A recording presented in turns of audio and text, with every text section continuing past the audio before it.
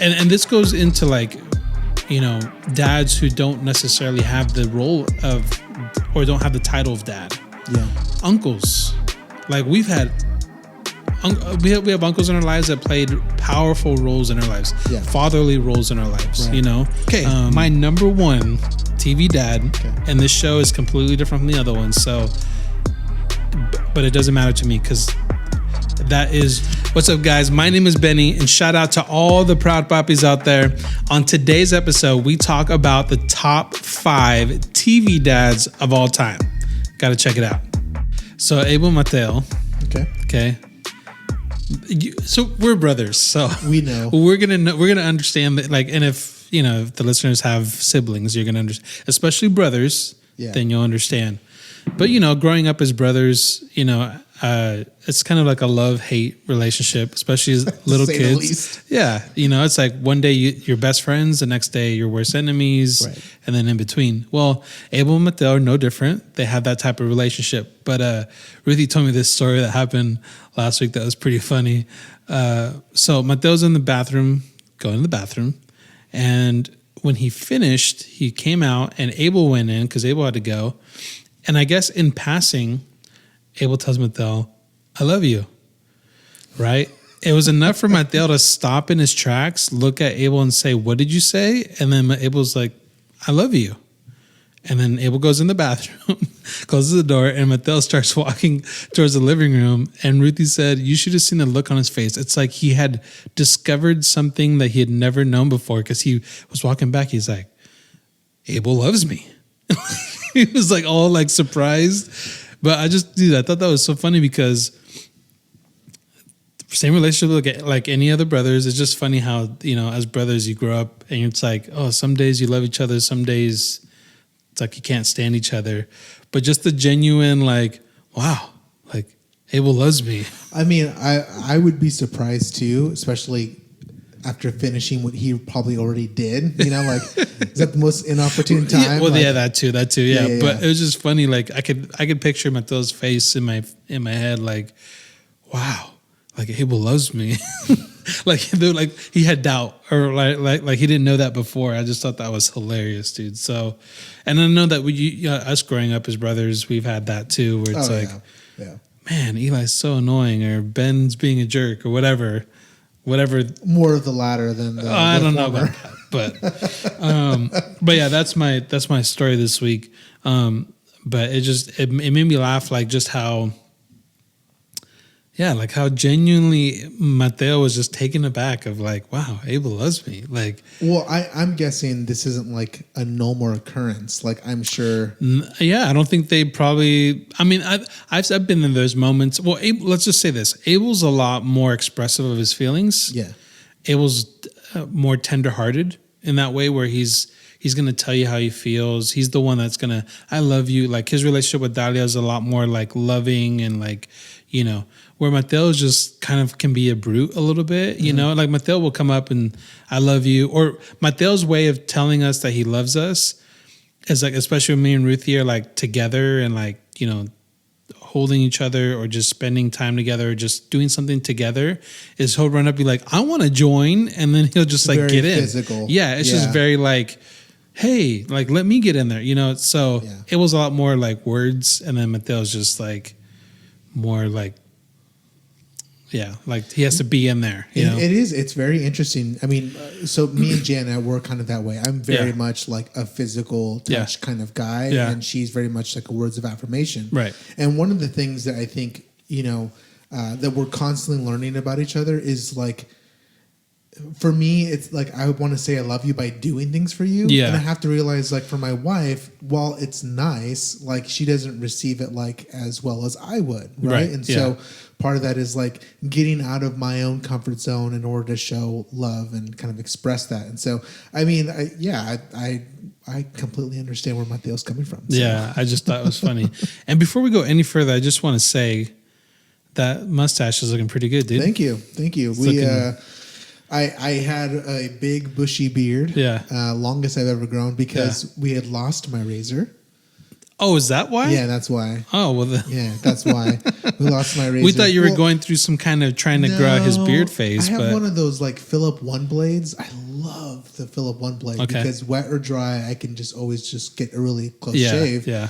And so I didn't want to go back to straight razor or, razor, whatever the original kind of one is. And so Janet just caved and she's like, let's just go buy another one. She's like, I can't look at this anymore. Seriously, she can't. She was like, it's funny. I ran into Narcy at Target when we went and bought it. She's like, oh, your beard's looking great. And I was like, Jana, like this could be. Come on. But yeah, I was getting a little annoying. It's like, like Ruthie won't let me cut mine off. Like I can trim it and line it up, but she's like, I don't ever want you to take that off. There will be one day that I will. And you'll freak out Dahlia. And I'll freak Dahlia out. I'll freak Ruthie out. I'll freak everybody out. I'm not there yet though. I've had this thing since I could grow it. Yeah. And just because I don't know, I'm comfortable. You can grow it. And I can grow it. That's the other thing too. I don't take it for granted. Right. So, dad tip. Hey, and listen, if you're watching or listening to this, I really want to encourage you guys to send in dad tips. Like I'd love to hear your dad tip, and the best ones are going to be shared on the show. So this week's dad tip comes from Save Your Sons, and it's lead from the front. And this is what it says. Ask yourself, seriously, would you follow you? Try to see yourself in third person objectively. How do you spend your free time? What's your body language? How do you speak and act? How's your posture? How do you look? How much fat are you carrying?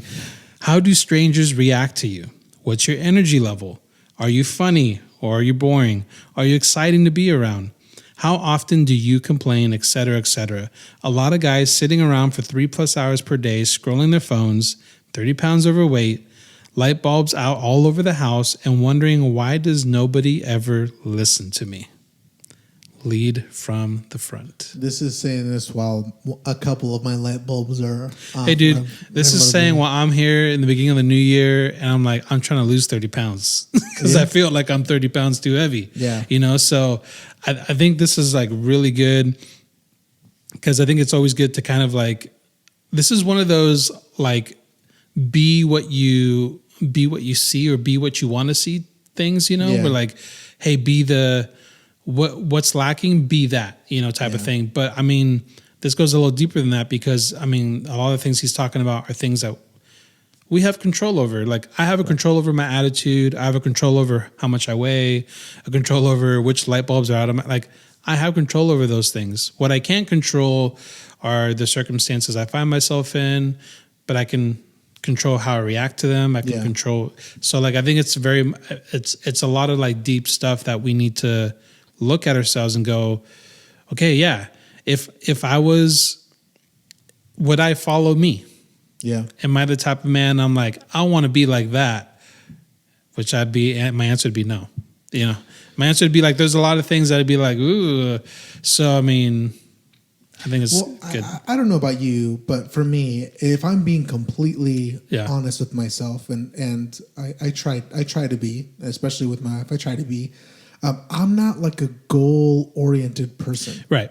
Like, that's just not me. Like, writing down goals, like setting goals. Which is interesting because you own a business. It is. It is true. You know what I mean? Yeah, I mean, a lot of it is that, right? Like, how do you move the business forward without writing down what you're trying to achieve? I mean, I'm very active in the things that I want to do. Yeah. But, I think just taking the time to like write out a goal, but at the same time I understand the need for it. Otherwise, how am I tracking what I'm actually doing? Yeah, you know what I mean. Like if I'm not tracking what I'm doing, then how am I truly succeeding? And Jana is like 100% goals person.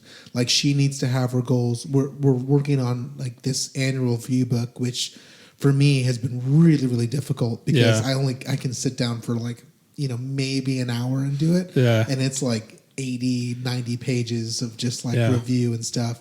And so, that's one of the big reasons I think I've been able to succeed is that I have a wife that like is really goal driven and like really pushes me to go and do that.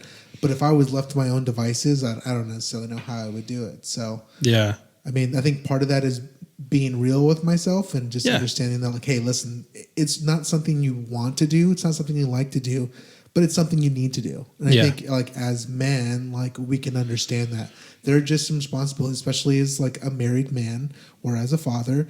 Like, there are just some things that you're not going to like doing, but you need to do them. Yeah. So I think that like, you know, like, hey, do I always feel like I want to wash dishes? No. But the dishes need to be washed. You know what I mean? Do I always feel like I need to take out, like I want to take out the trash? No. Like, but it needs to be taken out. So I think which is all cool. Like, I think there's something to be said of like, hey, I know the things that are natural to me. Like, it's easy for me to do this and that. It's not easy for me to do, you know, to be goal oriented or whatever. I think this is more, these things are in my control.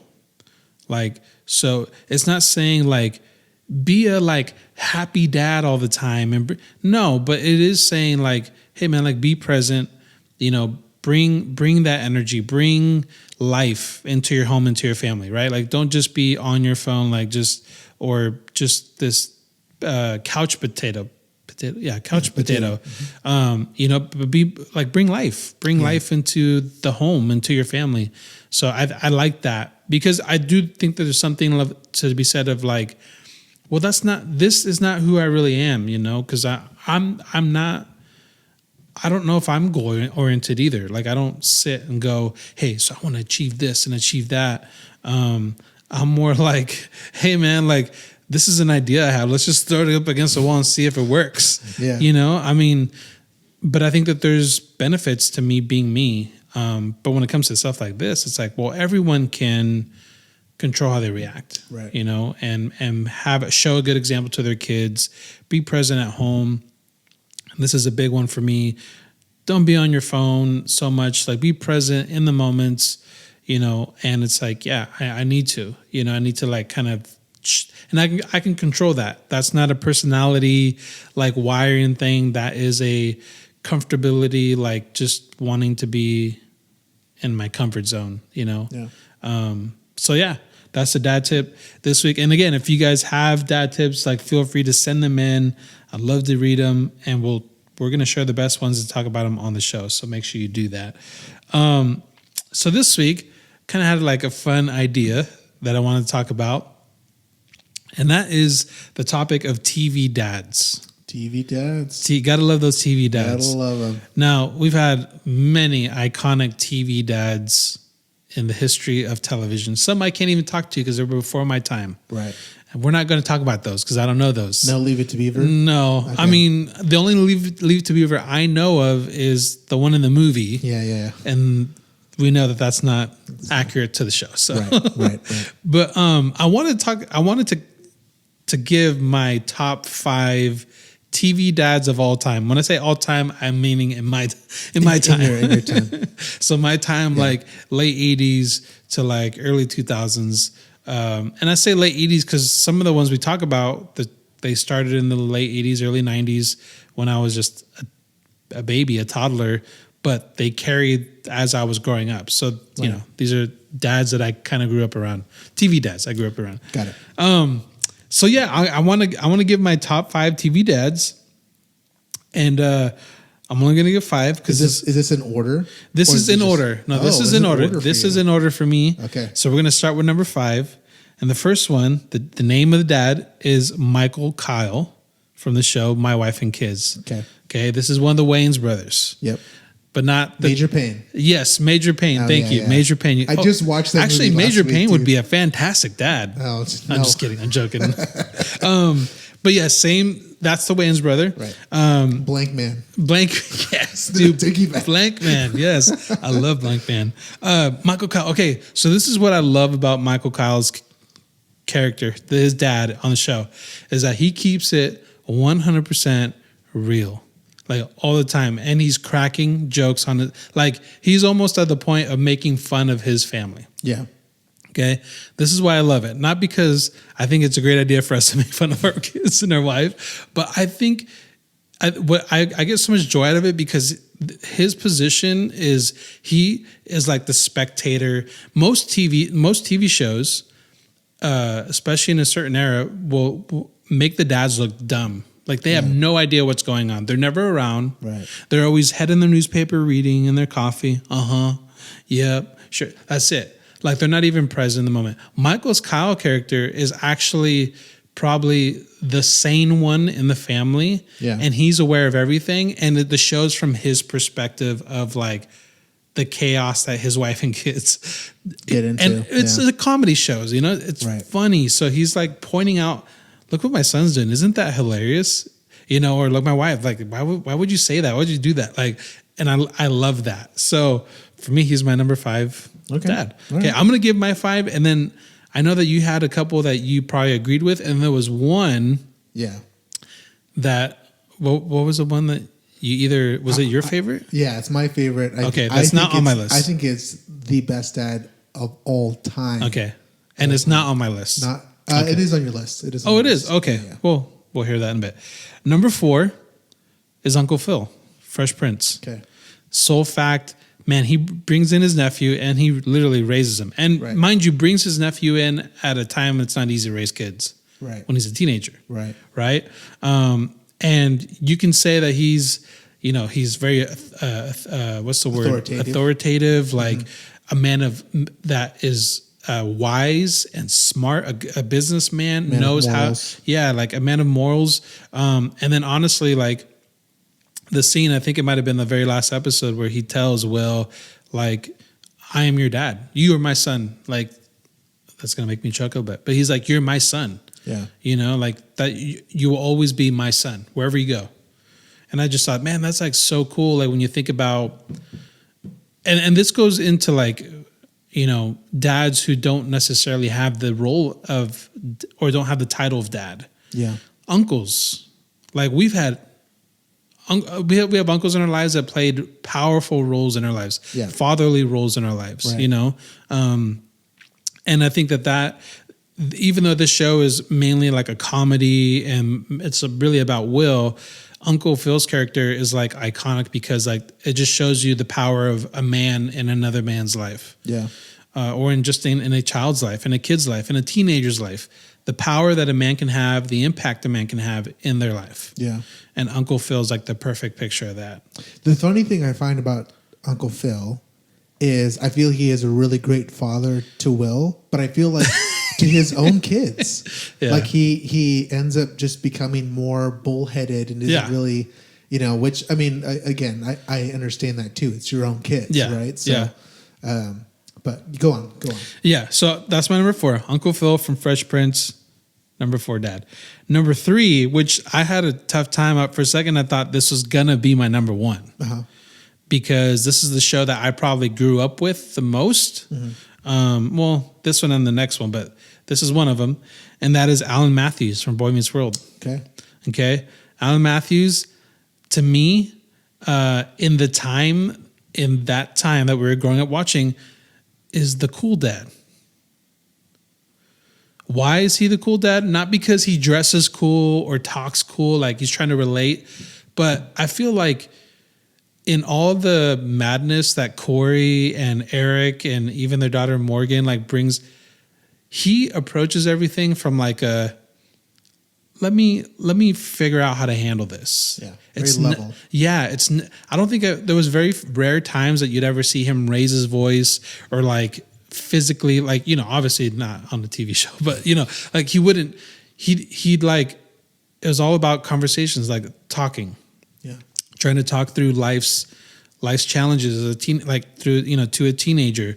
And I mean, honestly, he again, time period, right? The show came out in the mid 90s. Yeah, early 90s. It was like early, and then it went to like the early 2000s. So that's a time period. Yeah. To me, Alan was like a cool dad. Like he looked cool. The way he handled things was like cool. You know, it's like, man, like if my dad approached me that way about that stuff, that'd be actually kind of cool of him to do that, you know? So that's my number 3. Okay. Anything about Alan Matthews? I'm going to save it all. Okay. All right. Okay. Number 2, Danny Tanner. Full House. Okay. Full House. Okay. Yeah. Danny Tanner, wife died. right? So having to raise the kids by himself for the most part until, the uncles come in and help him. But like, I think when you think about TV dad, he's one of the first names that pops up in your mind. Yeah. And reason being because he's probably the picture of what in the 80s and 90s, especially, of what a dad should be. Right. Always there, always present, willing to drop anything at any moment for his daughters. When he talked to Michelle, the little one, he'd get on a knee and get an eye level and you know what I mean? So super sweet, super humble, very loving. So Danny Tanner. Now it's funny because, especially as Bob Saget grew out of that role, you saw that he's nothing like very repressed. So the fact that he was able to pull that off on TV and come off genuine, was pretty impressive. But that's not why he's on my list. What an actor. Okay, my number one TV dad, and this show is completely different from the other ones. So, but it doesn't matter to me because that is Jack Pearson from This Is Us. Okay. I thought, so if Danny Tanner is the dad, the TV dad in the 80s and 90s, I'm going to make an argument that Jack Pearson is the TV dad of the, 2010s. Yeah. Or I don't know when the show started, 2015 or whatever. He's the dad. And the reason being is because the man came from a broken home, alcoholic father, and finds the love of his life, who he is does all these crazy romantic things for, and ends up raising these kids, two of which are his, one is adopted, and raises them with these incredible morals and family values that you see as the show goes on, that these kids end up imparting on their kids' life. So for me, Jack Pearson came from nothing and literally changed his family's legacy. Yeah. And his family's history and what they were going to be as a family, as a Pearson family. And so, and some of the scenes of what he does for the kids, I mean, honestly, spoiler alert, the reason why he dies on the show. The reason why he dies on the show is because he went in to save one of his kids' cats. And he ends up, from a house fire, and he ends up inhaling too much smoke and dies from that. It's he went in because his daughter was crying that she wanted her cat. And so as the dad that he was, he went in into a burning house to go get the cat. Yeah. So my number one dad is Jack Pearson. He is, to me, the GOAT of TV dads. Yeah, I know. I'm going to blow your mind. I'm sorry. Right now. I'm sorry, but that's my TV dad. And so, those are my top 5 TV dads of all time. Okay. I don't have them in a list. Okay. But I do have some. The only one I have is the one that's at number 1. But I'll tell you some of the replacements. And forgive me, because some of the replacements is I just haven't seen the shows. Sure. I haven't seen This Is Us, so thanks for the spoiler. Yeah, sorry. Sorry. I haven't seen enough of My Wife and Kids. Right. And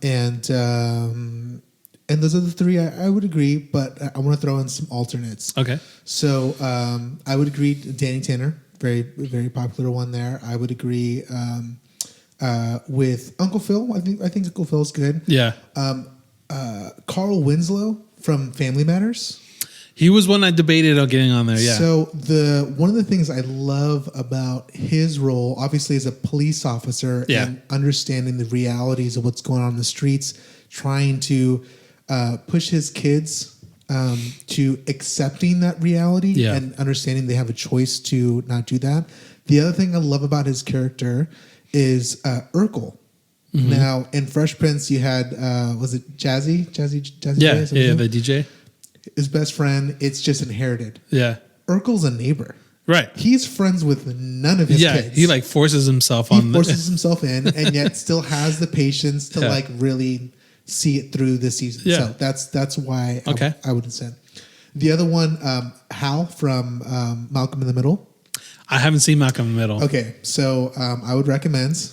Great show. Bryan Cranston. Yeah, yes. Yeah. If you are familiar with Walter White. Yeah. What I would say is watch Breaking Bad first and then watch Malcolm in the Middle and just be completely blown away with what it is. But it was just such a goofy and like fun-loving character. Very heart on his sleeve. Very like cowardly to his wife. So he takes almost a subservient role to his wife. Yeah. But hilarious. But he loves his family. Will do anything for his family. So great.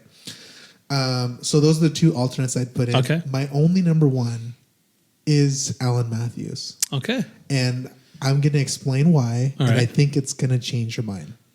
Now, some of this about getting him in my number one spot. He needs to be in your number one. Okay. And here's why. Granted, that show had probably the longest run time of like most all of these dad shows, because I think they went for like 10 seasons. I don't think they went 10 seasons. It's got to be. It was pretty long, because I mean, for him to start as when he did as a kid all the way through an adult, and it's very 7 seasons. It felt like 10 seasons. I mean, yeah. So one of the things I love about that show, and this has to do with fatherhood, is that you get to see him evolve as a dad. I think in most of these shows, they don't have enough time to develop the dad. There's a couple instances where they kind of admit wrong, but you really get to see Alan transform from, a boy, dad to an adult dad. And there's 3 moments that I think are really pivotal to that. The first one I think is in like the first or maybe the second season. Corey is like doing chores and working for these squirt guns, and Alan's really pushing on responsibility. And then he comes to the realization that he's a kid. Yeah. And so he ends up stopping him from working and says, he buys him a super soaker, and he goes and, he sprays and says, go out in the water gun and I'll finish up here. And so there's this realization of like, as much as I want to teach responsibility, I also need him to enjoy what boyhood is while he's still a kid. Yeah. So I think there's that portion there. The second one is his interaction with Sean when Corey goes drinking. Yeah, right? I remember that episode. Immediately thinks of. I'm sorry if you haven't seen the show. This was a pretty recent watch. I think I rewatched most everything. It's like 2 years ago or so. So it's all pretty fresh. Yeah. But he has this interaction with Sean where he immediately blames him for that, and understanding that this kid has always been a bad influence to my son. And then when he hears the realization of like, oh no, it was my son that did that, and I placed blame, the fact that he was able to say, no, I'm in the wrong on this. Going out of his way to apologize to Sean, to look at him and saying, this is not acceptable behavior, on any case. So him kind of putting himself out on the fire and just saying, okay, this is what I need to do. The third one, which I think means a lot more to me now that I'm married, was the episode when Corey and Topanga get married. They live in this rundown dorm. And they try to come back. Ask for money.